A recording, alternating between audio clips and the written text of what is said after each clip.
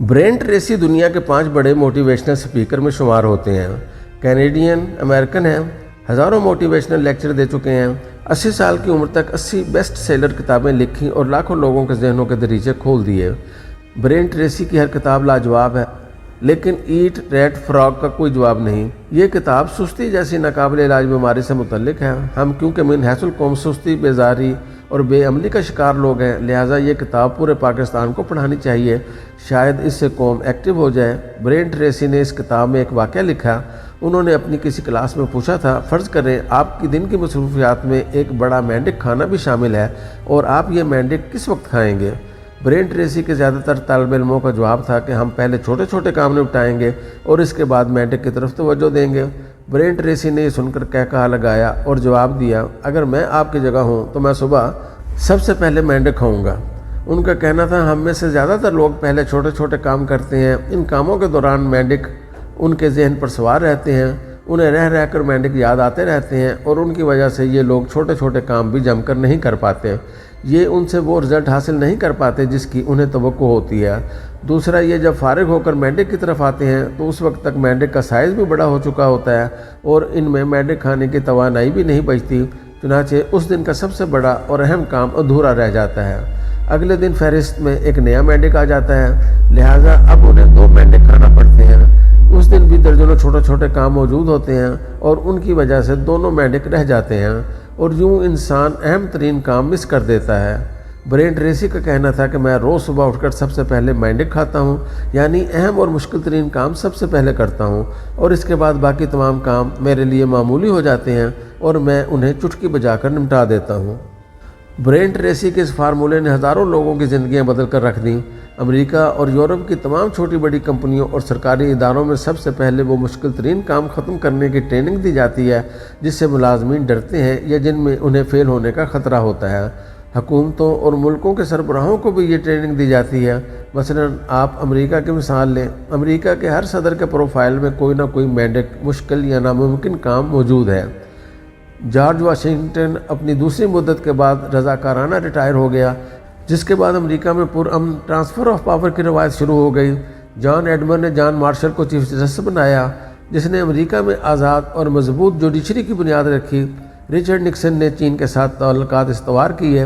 Gerald Ford نے water get scandal اور Vietnam جنگ کے بعد امریکہ کو سنبھالا۔ وہ دور سول وار کے بعد امریکہ کا مشکل ترین زمانہ سمجھا جاتا تھا۔ جمی کارٹر نے اسرائیل اور مصر کے درمیان کیمپ ڈیوڈ معاہدہ کرایا۔ رونلڈ ریگن نے امریکہ کو معاشی طور پر ناقابل تسخیر بنا دیا، اس نے افغان جنگ بھی لڑی۔ جارج بش سینئر نے عراق کی فوج کو کویت سے نکالا۔ بل کلنٹن نے بجٹ کی اضافی رقم خرچ کر کے امریکی تاریخ کی سب سے بڑی معاشی گروتھ دی۔ سوشل میڈیا اور ای کامرس اسی گروتھ کی بائی پروڈکٹ تھیں۔ جارج بش جونیئر نے 9/11 کے بعد امریکہ کو سنبھالا۔ باراک اوباما نے اسامہ بن لادن کو تلاش کر کے قتل کیا۔ ڈونلڈ ٹرمپ نے امریکہ میں سفید ووٹ اکٹھا کیا اور جو بائیڈن نے امریکی فوج کو افغانستان سے نکالا۔ یہ طویل ترین فہرست کی چند مثالیں ہیں۔ امریکہ کے 46 صدور میں سے ہر صدر کے کھاتے میں کوئی نہ کوئی فربہ اور پلا ہوا مینڈک موجود ہے اور اس مینڈک نے اسے تاریخ میں ناقابل فراموش ٹائٹل دے دیا۔ ہم اگر اس فارمولے کو بزنس اور سائنس میں بھی نافذ کر لیں تو ہمیں پتہ چلے گا دنیا کے تمام بڑے سائنسدانوں نے زندگی میں کوئی ایک بڑا کارنامہ سر انجام دیا اور اس ایک کارنامے نے پوری دنیا کو تبدیل کر کے رکھ دیا۔ مثلاً ہنری فورڈ نے کار کو عام زندگی کا حصہ بنا دیا، ٹیسلا نے بیٹری کا تحفہ دیا، ایڈیسن کی 1100 ایجادات میں سے سب سے بڑی ایجاد بلب تھا، نیوٹن نے کشش ثقل کا نظریہ پیش کیا، آئنسٹائن نے اضافیت کا نظریہ دیا، مادام کیوری نے تابکاری دریافت کی، الیگزینڈر فلیمنگ نے پینسلین ایجاد کی، بل گیٹس نے کمپیوٹر کو پرسنل بنایا اور اسٹیو جابز نے ٹچ سکرین دی۔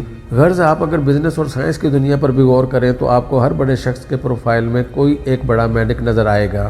اس کا ہرگز یہ مطلب نہیں کہ ان لوگوں نے اس کے علاوہ کوئی کام نہیں کیا تھا۔ بے شک ان لوگوں نے بڑے مینڈکوں کے علاوہ بھی کام کیے، لیکن وہ کام بڑے مینڈکوں کی بائی پروڈکٹس تھے، چنانچہ تاریخ ان کا ذکر سرسری انداز میں کرتی ہے۔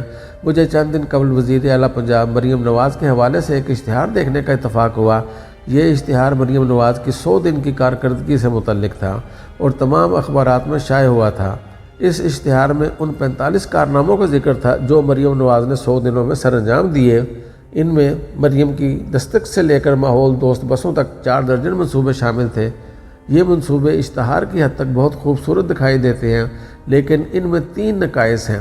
ایک، یہ تمام منصوبے ابھی صرف شروع ہوئے ہیں یا ان کی پلاننگ مکمل ہوئی ہے، یہ پورے نہیں ہوئے، لہٰذا اگر ان کا کوئی جشن ہو سکتا ہے تو وہ ان کی تکمیل کے بعد ہی ممکن ہوگا۔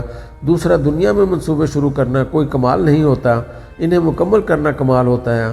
عثمان بزدار نے بھی 200 منصوبے شروع کیے تھے، مگر وہ ان میں سے 10% بھی مکمل نہیں کر سکا، اور آج ان کی رخصتی کے 2 برس بعد وہ 10% بھی ختم ہو چکے ہیں، تختیاں رہ گئی ہیں، سڑکیں فنا ہو چکی ہیں۔ چنانچہ مریم نواز اپنے دور میں ان میں سے کتنے پروجیکٹ مکمل کر پائیں گی، اس کا جواب یہ بھی نہیں دے سکیں گی، اور اگر یہ دے دیں تو بھی یہ سوال اپنی جگہ موجود رہے گا، ان کے جانے کے بعد ان کے پروجیکٹس میں سے کتنے قائم اور دائم رہتے ہیں۔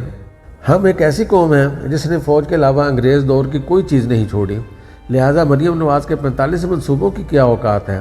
اور تیسرا، آپ مریم نواز سے کسی ایک منصوبے کی تفصیل، پائلٹ پروجیکٹ، ضرورت اور معاشرے پر اس کے اثرات کے بارے میں پوچھ لیں، یہ کسی ایک منصوبے پر یونیورسٹی کے طالب علموں اور اساتذہ کو لیکچر نہیں دے سکیں گی۔ مجھے یقین ہے یہ تمام منصوبے بھی ان بیوروکریٹس نے بنائے ہوں گے جن کی وجہ سے یہ ملک منصوبوں کا قبرستان بن چکا ہے، اور جن کی محنت سے یہ ملک اس سطح تک آ گیا ہے۔ یہ وہ لوگ ہیں جو عثمان بزدار کو بھی تاریخی وزیر اعلیٰ کہتے تھے اور چودھری پرویز الہی کو بھی، لیکن آپ آج ان سے ان کے بارے میں پوچھ لیں، یہ کانوں کو ہاتھ لگائیں گے۔ لہٰذا میری مریم نواز صاحبہ سے درخواست ہے کہ آپ خدا کے لیے کوئی نیا پروجیکٹ شروع نہ کریں، آپ صرف 2 کام کر لیں۔ ایک، صوبے کے تمام ادھورے منصوبے مکمل کر دیں، آپ ماضی کے تمام پروجیکٹس اٹھائیں اور انہیں 1 سال کے اندر مکمل کر دیں، اس سے پورا صوبہ تبدیل ہو جائے گا۔ دوسرا، آپ صوبے کا کوئی ایک بڑا مینڈک اٹھا لیں اور 5 سال، اللہ کرے آپ کو یہ مدت مل جائے، اپنی ساری توجہ صرف اور صرف اس مینڈک پر لگا دیں۔ مثلاً پنجاب میں ٹریفک کے حالات بہت خراب ہیں، آدھی سے زیادہ گاڑیاں ڈرائیونگ لائسنس کے بغیر چلائی جاتی ہیں، ہیلمٹ کی خلاف ورزی ہمارا قومی فرض ہے، گاڑیوں کے مینٹیننس سرے سے نہیں ہوتی، 30 سال پرانی گاڑیاں چل رہی ہیں، اور ٹریفک رولز کی خلاف ورزی کو ہم جرم نہیں سمجھتے۔ اگر وزیر اعلیٰ 5 سال میں صرف یہ مسئلہ حل کر جائیں تو یقین کریں پورا صوبہ بدل جائے گا۔ اگر یہ ممکن نہیں تو یہ صرف سرکاری سکولوں کی حالت بدل دیں، پنجاب کے تمام بچے سکول پہنچائیں، سلیبس جدید اور کارآمد بنوا دیں، اور تمام سکولوں میں استاد اور بنیادی ضرورتیں پوری کر دیں۔